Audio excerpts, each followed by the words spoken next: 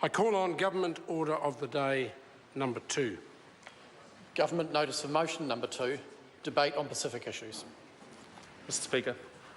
The Honourable Pesata Sam Lotu-Iiga. Mr Speaker, I move that the House note the Pacific Parliamentary Forum being held this week at Parliament, and that it acknowledge the linkages between New Zealand and countries of the Pacific Islands region and the value of those linkages in enhancing the prosperity and security of the region. Sir, o te whaatalofa atu I paia o le maota nei.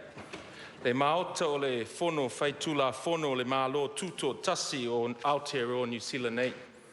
Le whiola o whionga le whonga whetalai, le malu tele o tai o pāti ese, le paia mawalunga le nofo a whaipulu, ai tai nane le malu o sui o whono, mai pale mene o nuu e whia, mai atunu ese o le Pasifika, talofa lava.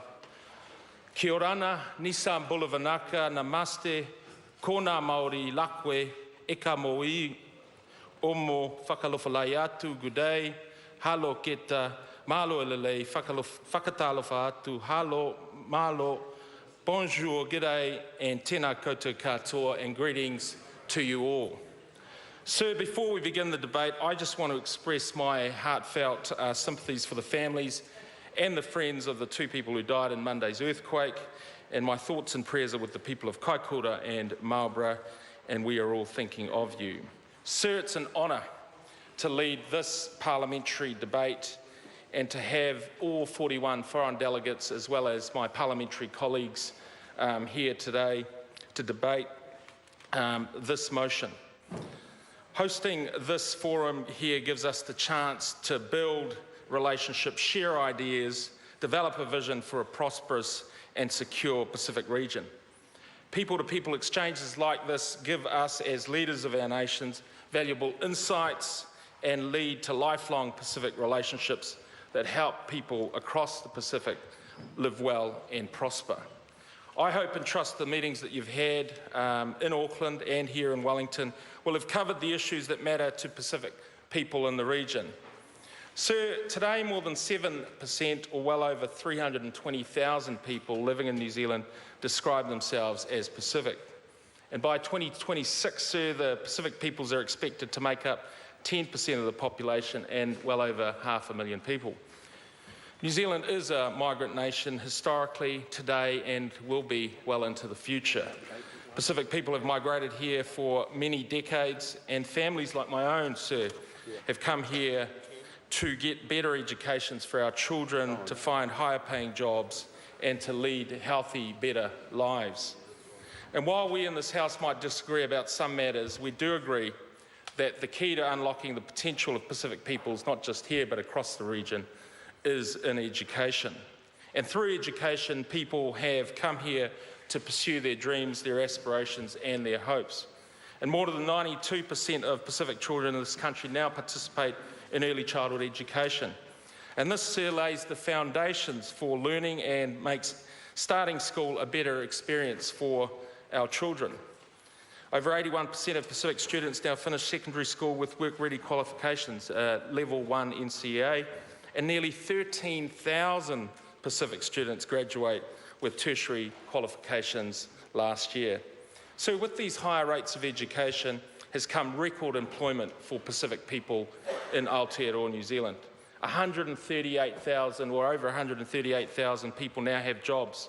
That's the highest number on record. And the Pacific people's participation rate is high at 64.1%. So it's done through a focus on education by our families and also governments working together with other groups in the community to promote education. Pacific Business Trust, which the Ministry of Pacific Peoples funds, supports growing businesses and startups. The Trust vision is for clients' dreams to become outstanding New Zealand and international businesses. And for example, the Trust helped Tim Loangiangi, the owner of Capital Taxis. Tim went to the Trust with an idea. The staff used their expertise to develop Tim's concept and then turn it into something much, much bigger. As well as education and business success, sir, health is an important determinant of quality of life. And since 2003, the rates of rheumatic fever in this country have halved, and immunisation rates for Pacific children are now in the mid-90s compared to 2007 when it was about 63%. Of course, in this country, children under 13 have free access to GPs and prescriptions filled for free, and for Pacific kids, that is a big, big advantage. The Pacific influence in music, theatre, poetry and comedy is also growing, and we need to look no further, sir, than our very own Emeritus Professor Albert Wendt, who holds New Zealand's highest honour as a member of the Order of New Zealand. Albert has been an influential figure here in New Zealand and across the Pacific, and he's regarded internationally as one of the world's leading Indigenous novelists and academics. We also are proud in this country of events such as Pacifica and Polyfest, and they reflect the unique cultural identity and diversity of Aotearoa New Zealand. I'm proud to be the Minister for Pacific Peoples, and it's a position, sir, that's charged with specifically dealing with the success of our Pacific communities. My ministry and the team of people there work tirelessly to fulfil the vision of nurturing and growing successful Pacific peoples. New Zealanders care about Pacific people region-wide, and our focus is far broader than the Pacific peoples living in this country. Right throughout the Pacific, New Zealand enjoys extraordinarily close ties at political, economic and people-to-people levels, and this forum reflects our commitment to the Pacific, to join with the Pacific in sharing a lot of these ideas. Each year we welcome 9,000 Pacific workers through the Regional Seasonal Employer Scheme, around 4,000 from Vanuatu, nearly 1,500 from both Samoa and Tonga, and there are almost 600 Solomon Islanders here, as well as workers from Fiji, Tuvalu, the Kiribati, and of course Papua New Guinea. They are in New Zealand picking apples, stone fruit or vegetables, pruning grapes, and they're here, sir, irregardless of where they come from. The goals of the workers are to earn money, help them and their families and their communities back home. I saw firsthand last year how those funds were being used on building houses in Samoa, supporting businesses and also uplifting their families.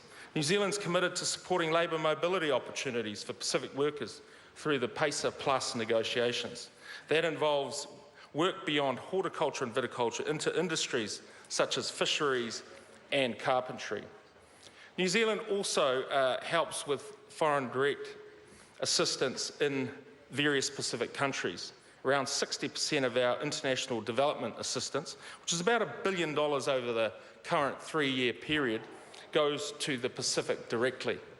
That aid focuses on initiatives that will dramatically improve Pacific countries' ability to build their economies and look after their people. A great example of this work being done is to build renewable energy capacity that will reduce dependency on expensive, polluting diesel. From Tonga to the Marshall Islands, New Zealand is pursuing initiatives in this area. The Pacific Energy Conference in Auckland a few months ago produced added backing where international donors were committed to $1 billion in investments.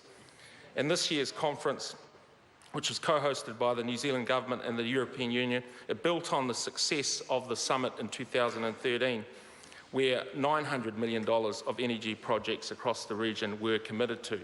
All up, $2 billion investment in increasing access to clean, reliable and affordable energy in the Pacific. Sir, this is important, and I know the delegates will be debating climate change, but no one wants the Pacific nations submerged under rising sea levels or badly affected climate change. The increasing development of clean, renewable energy will help improve the well-being and the lives of our Pacific peoples. New Zealand is committed, sir, to the Pacific because we're invested in our neighbourhood. We want to see successful Pacific peoples here and around the region. Success will grow on the back of our Pacific values, not just money or investment. It's about the values of hard work, faith, commitment to family, reciprocity, self-belief, and I know together we continue to build a prosperous, peaceful and stable Pacific. Members, the question is that the motion be agreed to.